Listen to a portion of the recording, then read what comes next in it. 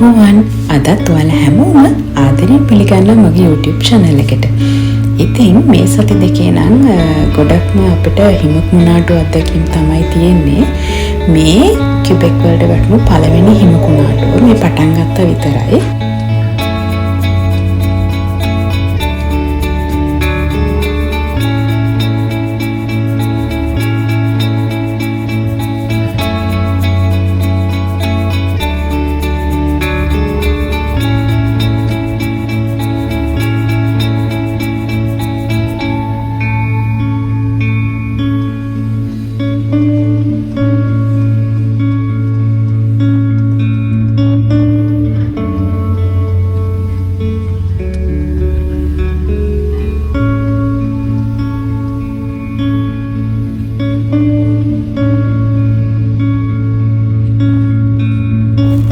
පොලිසිය වාහනයක් ලියනවා. ඉතින් මෙතන සාමාන්‍යයෙන් ගොඩක් කලාවට පොලිසිය ඉන්නවා. මෙතන කලර් ලයිට් එකෙන් කවුරු හරි වැරදියට ඩ්‍රයිව් කරලා තමයි එහෙම වෙන්න ඕනේ. මොකද වින්ටර් එකේ ඉතින් හයි ස්පීඩ් මේ වෙදර් එකේ නම් හයි ස්පීඩ් යන්නේ නැහැනේ. ඉස්සරහින් පේන ඇති ඔයගොල්ලන්ට වාහනයක් කැඩිච්ච වාහනයක් තව වාහනයක දාගෙන යනවා. මේ වගේ දේවල් වින්ටර් එකේ හරිම සුලභයි. නිතරම අපි දකින දෙයක්. වාහනවල බැටරි ඩෙඩ් වෙනවා ඉක්මනින් සීතලත් එක්ක. නැත්නම් වාහන හිමේ ඉස්සලා ඇක්සිඩන්ට් වෙනවා. දැන් ඉතින් අපේ ගෙදරට යන පාරට තමයි හරවලා තියෙන්නේ.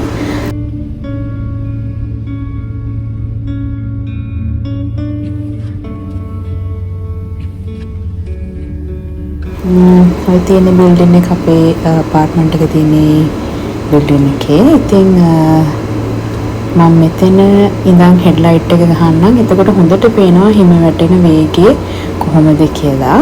ඔය පේන්නේ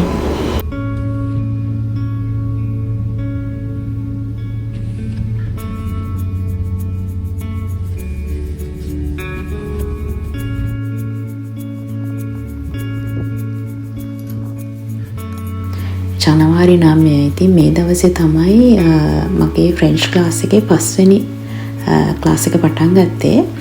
ඉතින් පළවෙනි දවස නිසා ස්ටෝම් එක කියලා බැලුවේ නැහැ. ගියා.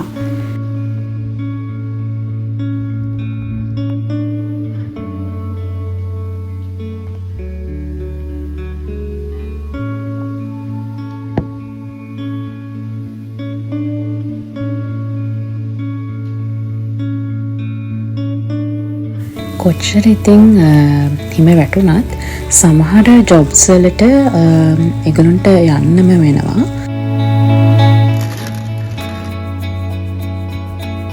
එදා වෙලාවට හස්බන්ඩ්ගේ වර්ක් ප්ලේස් එකේ නම් වැඩට එන්න එපා කියලා ඒගොල්ලන්ට කියලා තිබුණා.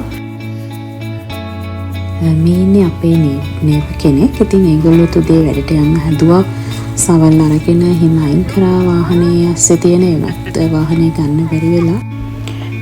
ඉතින් මෙහි පොඩි ළමයින්ට හරියට ඇඳුම් අන්දවලා හිමට දාන්න කියලා තමයි කියන්නේ. මොකද ඒගොල්ලෝ හුරු වෙන්න ඕන නිසා. ඉතින් චූටි කාලේ ඉඳන්ම ওই වගේ හරියට ඇඳුම් අන්දවලා හැබැයි ස්නෝ වලට දානවා.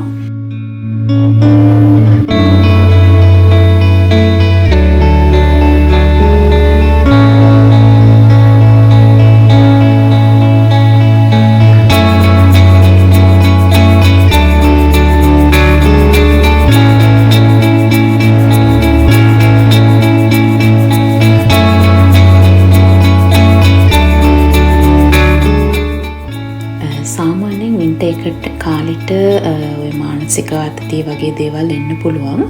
ඒක නිසා මෙහි කියන්නේ ගොඩක් වෙලාවට පුළුවන් තරම් එළියට බහින්න කියලා, ස්නෝ ඇක්ටිවිටීස් කරන්න කියලා.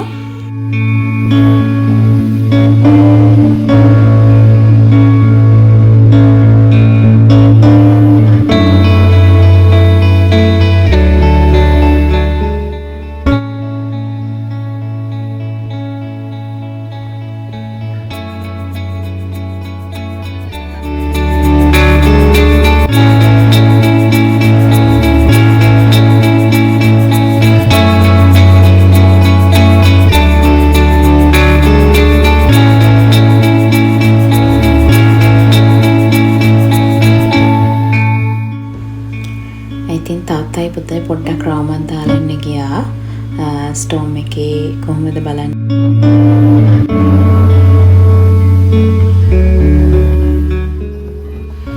අපි හිතුවේ ඉතින් එළි වුණායින් පස්සේ හරිය ස්ටෝම් එක නවතී කියලා. එහෙම නැහැ. එදා උදේවරුවෙත් ඔය වගේ වැටුණා. මේ තියෙන්නේ කා එකක් හිර වෙලා අපේ බිල්ඩින් එක ඉස්සරහා පාරෙන් එහා පැත්තේ. ඉතින් ඒගොල්ලෝ ගන්න බලනවා සවලෙන් හාරලා ඒ වගේ එරිලා තියෙන්නේ මට පේන විදිහට. ඉතින් මේ වාහනේත් භාගයක්ම වැහිලා ස්නෝ වලින් පේනවා ඇති. බබාට දැන් ගොඩක් උඩ නගින්න තමයි වුමනාව තියෙන්නේ. පුටුට නගිනවා, පුටුවේ ඇඳි වලට නගිනවා. ඒක නිසා ඉතින් මෙන්න මේක ගෙනත් දුන්නා. මුලින් නම් එයා ඒකේ කොහොමද නගින්නේ කියලා හොයාගත්තේ නැහැ. ඔය නිල් පාට පැත්තේනේ නගින්න තියෙන්නේ. ඉතින් කීප සැරයක් try කළා තමයි එයා ක්‍රමේ අල්ලගත්තේ.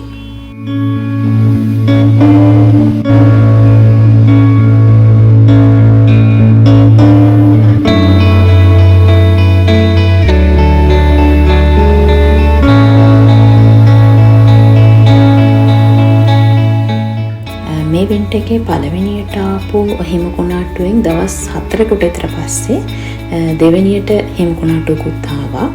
ඉතින් එදත් ඒ වගේම හිම වැටුණා. ඉතින් අපේ අපාර්ට්මන්ට් එකේ පාකින් ලොට් එක සුද්ධ කරන්න ඕනි කියලා වාහන ඔක්කොම උදේ 9 වෙද්දි ගන්න කිව්වා.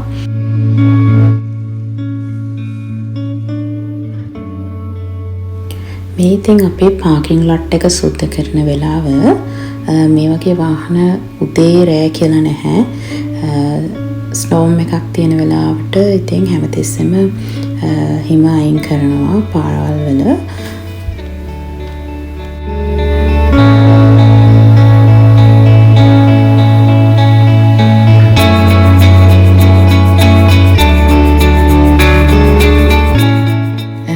ඉතින් ඩ්‍රයිව් කරද්දී සාමාන්‍යයෙන් අපි ඩ්‍රයිව් කරන පැත්ත නෙමෙයි අනිත් පැත්තට ගිහිල්ලා උනත් ඕවර්ටේක් කරන්න පුළුවන් වාහන වර්ග දෙකයි තියෙන්නේ. එකක් තමයි හිම අයින් කරන වාහන. ඒ කියන්නේ මේ වගේ ඒවා. අනිත් ඒවා තමයි ෆාමින් ට්‍රැක්ටර්ස්. ඉතින් ඒ දෙකට විතරයි එහෙම අපි යන ලේන් පැත්ත නැතුව අනිත් ලේන් එකට වුණත් සේෆ් නම් දාගෙන එහෙම ඩ්‍රයිව් කරන්න පුළුවන්. ඉතින් මේ විදිහට ඕවර්ටේක් කරගත්තා. මොකද ඒගොල්ලෝ හිමින් ගොඩක් යන්නේ. ඒක නිසා ඉතින් පේනානේ හිම එකතු කරලා තියෙන තැන් ලොකු කඳු වගේ. ඉස්සර මුලින්ම මම කැනඩාවට එද්දී ප්ලේන් එකෙන් බහිද්දීම පෙනුනේ ලොකු ලුණු ලොයි වායක් වගේ හිම තියෙන දවස්වලට.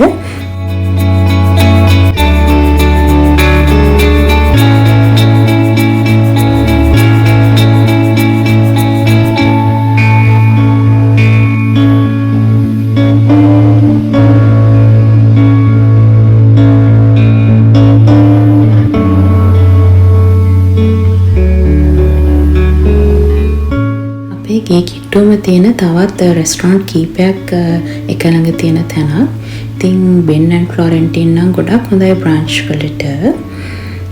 ඉතින් අද අපි යන්නේ පකිනි කියන මෙන්න මේ රෙස්ටොරන්ට් එකට. අපේ යාළුවෝ කිව්වා හොඳයි කියලා එතන.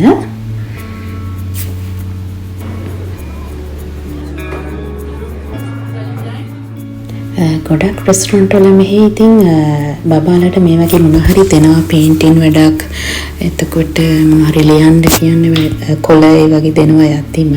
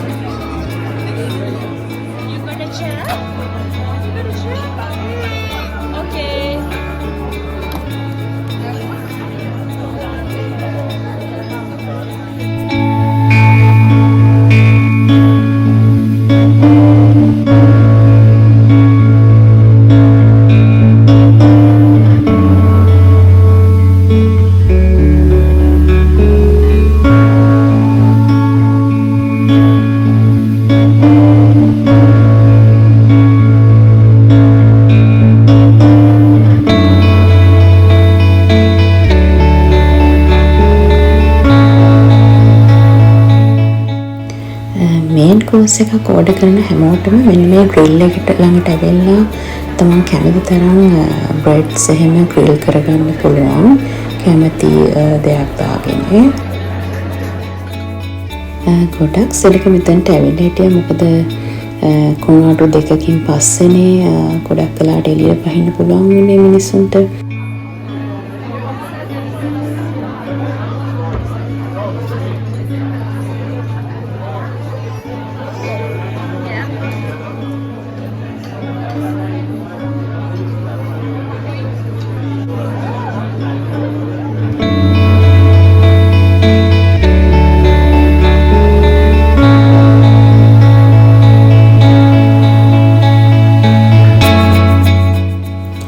දැන් නම් බබා එයාගේ පුටුවේ ඉඳගෙන ටීවී බලන්න පුරුදු වෙලා තියෙන්නේ.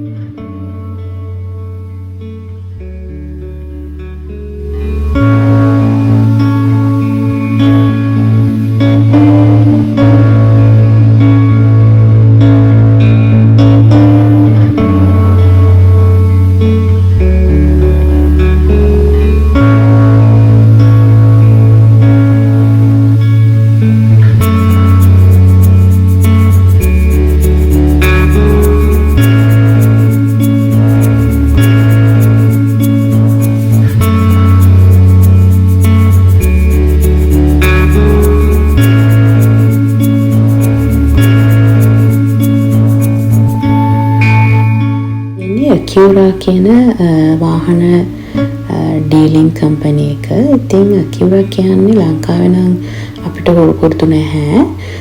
Honda එකේ Honda වාහනවල ලක්ෂරි ගෲප් වාහන තමයි මෙහි Acura කියලා විකුණන්නේ. එතකොට ඒක Toyota ලක්ෂරි කැටගරි එක Lexus වගේ ඒ වගේ තමයි මෙහි Acura කියන්නේ Honda වල ලක්ෂරි කැටගරි එක. ඉතින් එතනට පොඩ්ඩක් ගියා හස්බන්ඩ්ට වැඩ වගේක් තියෙනවා කියලා වාහනේ මෙහෙට එන්න බලාගෙන ඉන්න අය මේ වීඩියෝ එක බලනවා නම් ඒගොල්ලෝ කැමති වෙයිනේ මෙහෙ තියෙන වාහන මොනවද කියලා බලන්න. ඒක නිසා පොඩි වීඩියෝ එකක් මම දාන්නම්. සාමාන්‍යයෙන් ගෙවීමේ ක්‍රමයට වැඩි කාලයක් දුවන්න පුළුවන් විදිහේ හොඳ වාහනයක් ගන්න තමයි ඩීලර්ෂිප් එකකට අපි එන්නේ. එහෙම නැත්නම් මෙහි තියෙනවා Facebook Marketplace, Kijiji වගේ වෙබ්සයිට්ස්. ඒවෙන් එකපාර සල්ලි දීලා සාමාන්‍යයෙන් අවුරුද්දක් දෙකක් දුවන්න පුළුවන් විදිහේ වාහන ගන්න පුළුවන්.